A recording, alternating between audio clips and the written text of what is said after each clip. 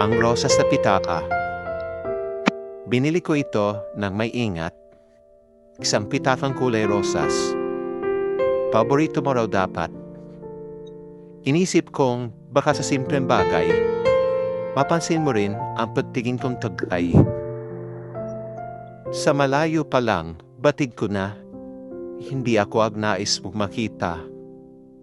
Ngunit sa bawat sulyap, sa bawat patagong tingin, umaasa akong may puwang kahit na kaunti. Ipinigay ko sa iyo, may ngiti at kaba. Hinawakan mo sandali, ngunit agad ding pinitawan. Sa mata mong malamig, may sagot na malinaw. Wag na lang, hindi na kailangan.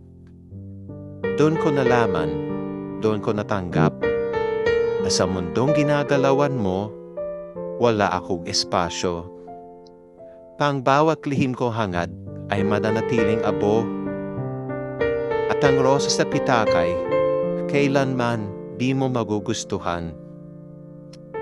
Ako'y isang anino, isang di pansin, isang estrangerong pilit kumakapit sa hangin. At habang ikaw ay lumalayo kasama ang iba, ang tanging naiwan sa akin, isang pitakang wala dang may-ari.